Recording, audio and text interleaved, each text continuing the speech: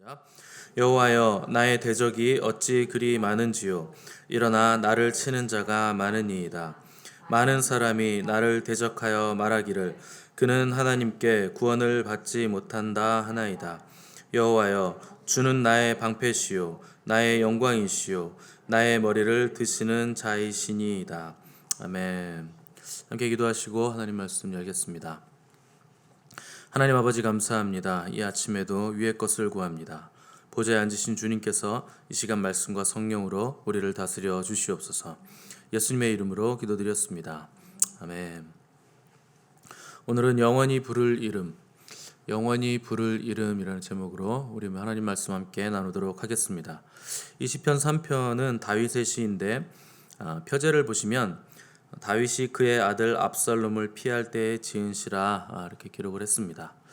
이 다윗의 아들 압살롬이 이스라엘 백성들의 마음을 다 자기에게로 가져와서 반역을 일으켰는데, 이때 압살롬이 칼을 겨누고 다윗에게 다가올 때 다윗이 생명의 위협을 느껴서 아들을 피해 도망갈 수밖에 없었던 상황에서 지은 시가 바로 이 시편 3편입니다.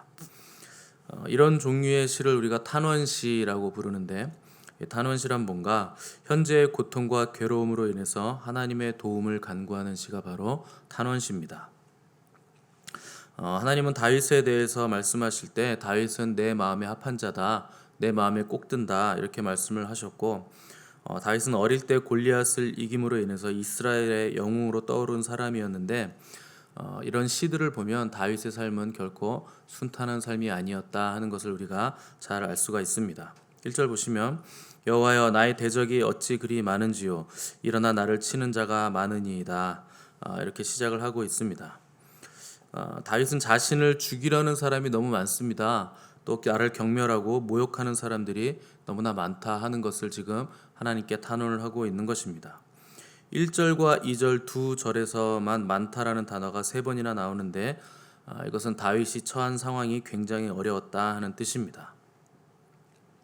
여기서 나의 대적이 어찌 그리 많은지요 라고 한 것은 압살롬이 반역을 일으켰을 때 그때 왕이었던 다윗을 따르는 사람보다 압살롬의 반역에 가담한 사람들이 훨씬 더 많았다 하는 뜻입니다. 남은 사람들이 별로 없었다는 뜻입니다.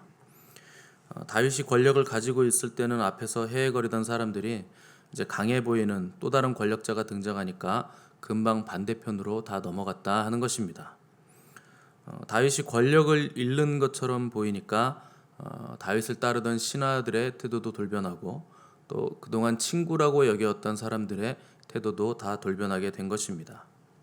우리가 위급한 상황에 처했을 때 보면 그때 누가 나의 진정한 친구인가 하는 것을 잘 알 수가 있습니다. 그래서 어려울 때 친구라야 진짜 친구다 이런 말이 있는데, 이 압살롬의 반역을 통해서 다윗은 누가 나의 진짜 친구이고 누가 간신이었나 하는 것을 정확하게 분별할 수 있었고, 또 가까이 있었던 사람들의 실체도 이제 분별할 수 있게 됐다 하는 것입니다. 이 압살롬을 피해 도망가던 다윗이 피난길에 시므이라는 사람을 만나게 되는데, 이게 사무엘서에 보시면 이 내용이 잘 나와 있습니다. 근데 어제까지 감히 다윗에게 아무 말도 못하고 머리를 조아려 했던 시므이가 다윗이 피난길에 오르자 다윗과 신하들에게 돌을 던지면서 계속 따라오면서 다윗을 모욕하면서 따라왔습니다. 이때 스루야의 아들 아비새가 다윗에게 저 죽은 개가 어찌 왕을 저주하게 놔둘 수가 있겠습니까? 내가 건너가서 저 시므이의 머리를 베올까요? 이렇게 물었습니다. 이때 다윗의 대답이 아주 놀라운데, 놔둬라. 하나님께서 허락하셔서 저렇게 하는 것인데 누가 하나님이 명하셔서 저렇게 하라고 한 일을 네가 누구간데, 그리고 내가 누구간데 그 일을 맡겠느냐, 이렇게 놔두라고 말했습니다. 아직 다윗 옆에 용맹한 장수들이 즐비하게 있을 때였습니다. 아무리 피난을 간다고 해도 다윗은 힘이 있었고 충분히 시므이를 죽일 수 있는 그런 위치에 있었습니다. 그런데도 다윗은 시므이를 살려둔 것입니다. 힘이 있었는데 그 힘을 함부로 쓰지 않는 사람, 그가 바로 다윗이었고, 누가 욕을 해도 칭찬을 해도 그것에 흔들리지 않고 일희일비하지 않았던 사람이 바로 다윗이었다 하는 것입니다. 크리스찬들이 제일 두려워하는 게 뭘까요? 특별히 이 시대의 크리스찬들이 제일 두려워하는 것은 세상으로부터 욕을 먹는 것입니다. 우리 시대 크리스찬들은 욕을 먹지 않기 위해서 아주 전전긍긍하면서 사는 사람들 같습니다. 이 코로나가 터졌을 때 교회가 가장 먼저 한 일이 놀랍게도 예배당을 폐쇄하는 것이었는데, 이유가 뭔가 들어보면 이웃들에게 피해를 주면 안 되니 교회가 먼저 이웃사랑을 실천해야 된다 하는 아주 그럴듯한 핑계를 대면서 예배당 문을 다 닫았습니다. 여러분, 이웃사랑 실천하시느라고 하나님께 예배드리는 거 그렇게 쉽게 포기할 수 있습니까? 예배가 그렇게 쉽습니까? 물론 우리 교회 사람들은 코로나가 돌았기 때문에 우리가 한 주를 쉬었죠. 그 외에는 계속 예배를 드렸습니다.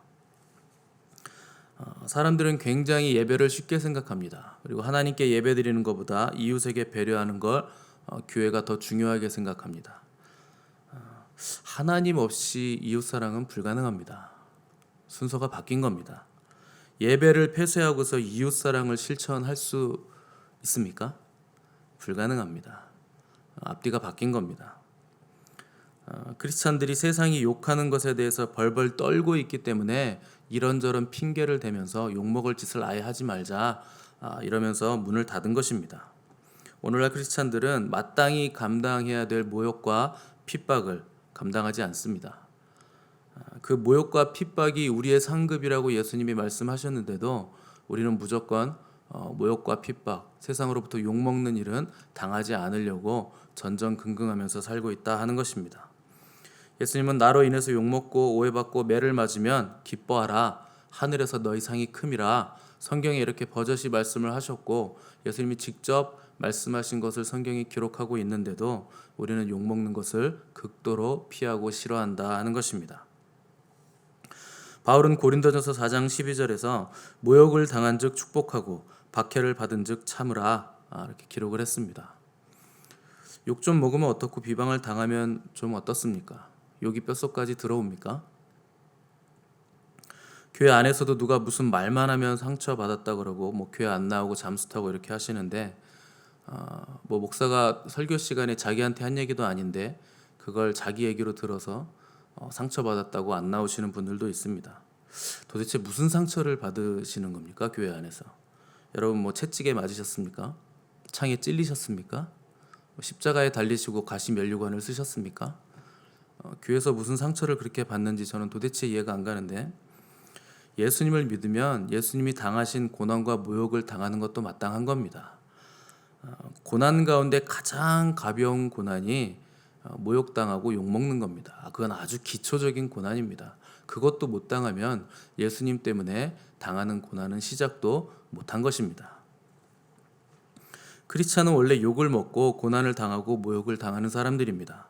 이걸 못하니까 나약해지고 이걸 피해 다니니까 영적 체질이 계속 교회가 허약 체질이 돼 가고 있는 것입니다.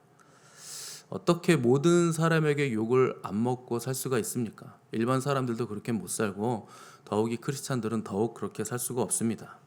방법이 하나 있긴 합니다. 저기 산 위에 가셔서 묘지 안에 들어가 누워 계시면 욕먹을 일이 더 이상은 없습니다. 죽는 것 외에는 방법이 없습니다. 사람들에게 욕 좀 먹으면 어떻습니까? 다윗의 영성이 왜 위대할까요? 욕을 먹어도 거기에 하나님의 뜻이 있다. 하나님의 섭리가 있다. 또 잘 나가도 하나님이 그렇게 하신 것이니 교만할 이유가 없다 하는 것이 다윗이 우리에게 보여주는 믿음입니다. 그래서 다윗은 여호와는 나의 목자시니 내가 부족함이 없으리로다. 내 잔이 차고 넘치나이다. 이렇게 고백을 할 수 있었던 것입니다. 고난이 없는 영광은 없습니다. 고난을 겪지 않으면 우리의 영혼은 또 우리의 신앙은 절대 성장하지 않습니다. 교회도 어떤 교회가 성장할까요? 고난이 있는 교회가 성장합니다. 어려움이 있고 고난이 있어야 이 교회의 체질이 강해지는 겁니다. 초대교회를 보십시오. 그냥 자라난 교회가 아닙니다. 고난과 역경과 시련 속에서 또 심지어 순교의 제물이 돼서 계속 죽어나가는 상황 속에서 초대교회가 발생했고 성장하게 된 것입니다. 이 고난과 핍박이 어디에서 오는가?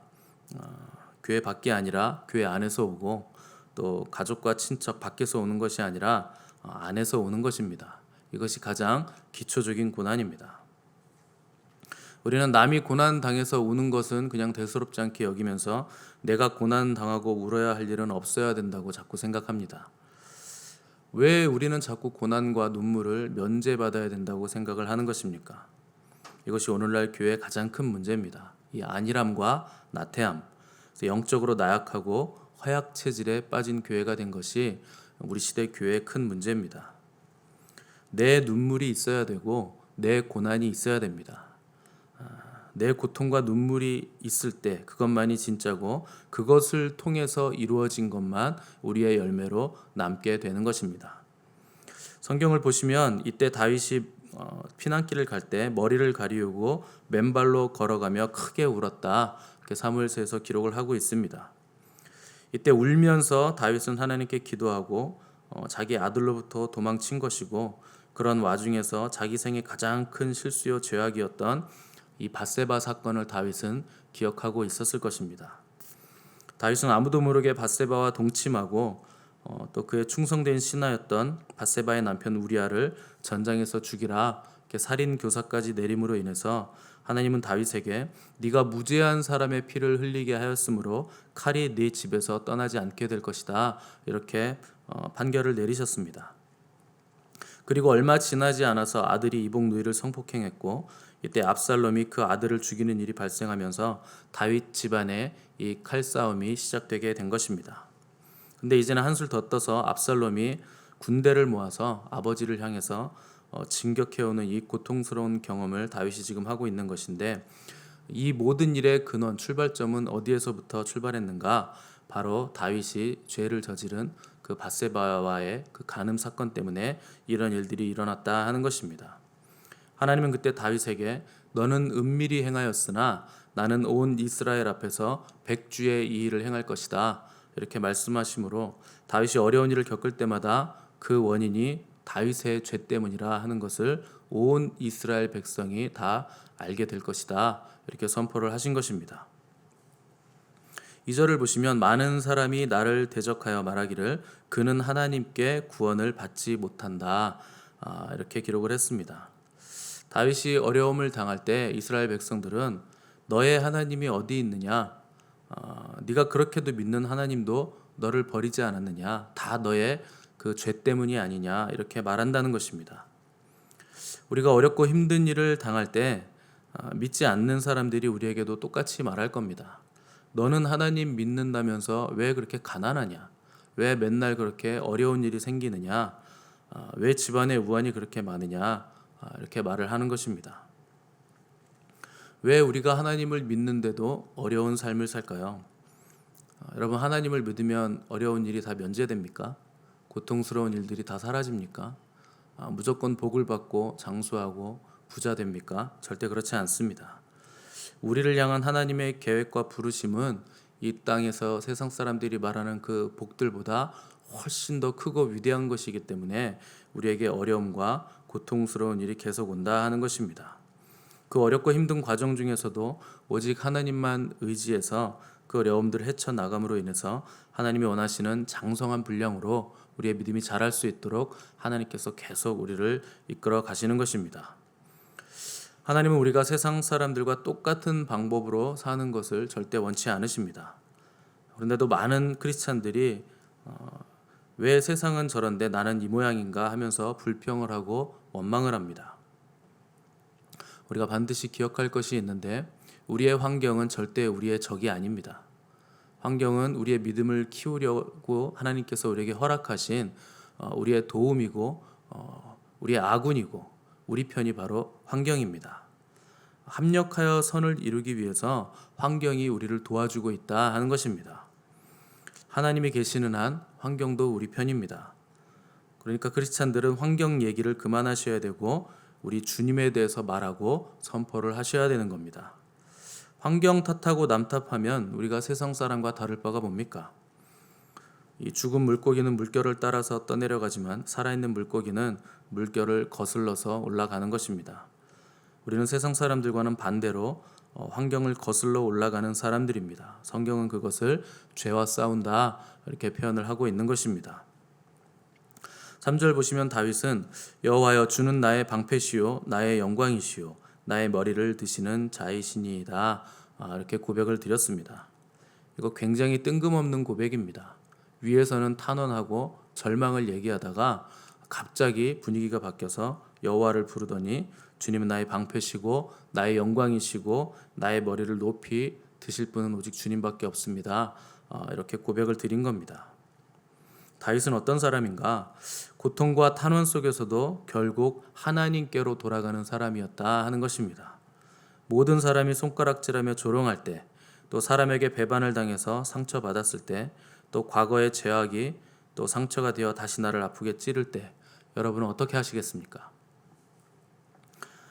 다윗은 위기의 순간에 또 고통스러운 순간에 참기 힘든 문제 앞에 설 때마다 변함없이 하나의 이름을 불렀는데 그 이름은 바로 여호와였습니다. 어린 시절부터 다윗은 위급한 상황에서 여호와의 이름을 불렀고 골리앗 앞에 설 때도 만군의 여호와의 이름으로 내가 나간다 하면서 여호와의 이름을 불렀던 사람입니다. 다윗이 평생 의지하는 단 하나의 이름, 그 이름은 바로 여호와였다 하는 것입니다. 여러분들은 위급할 때 의지하는 이름이 있으십니까? 우리에게 가장 귀하신 분의 이름은 무엇입니까? 바로 우리 구주 예수 그리스도, 우리 주님이십니다. 그 이름을 부르는 자는 구원을 얻습니다. 그 이름을 부르는 자는 위로를 받을 것입니다. 베드로는 성전 미문에 앉은 안진뱅이가 자기에게 뭔가 구걸할 때 금과 은은 내게 없다. 그러나 내게 있는 것이 있다. 곧 나사렛 예수 그리스도의 이름이다. 내가 이 이름으로 내게 명하노니 일어나 걸으라. 이렇게 명했고 안진뱅이는 그때 일어나 걷고 뛰며 하나님께 찬양을 드렸습니다. 어떤 절망 속에서도 예수 그리스도 그분의 이름을 부르는 자는 구원을 얻을 것입니다. 어떤 깊은 굴 속에 있더라도 빛을 보게 될 것입니다. 어떤 절망 속에 있더라도 소망을 얻게 될 것입니다. 오늘 저와 여러분이 예수 그리스도의 이름을 부르시고 그 이름을 꼭 붙드시기를 바랍니다. 주께서 우리의 외침을 들으시고 오늘 만날 자들을 만나주시고 또 위로받을 자들 위로하시고 회복시킬 자들을 회복시켜 주실 것입니다. 이 은혜가 오늘 저와 여러분에게 임하기를 간절히 바랍니다. 함께 기도하겠습니다.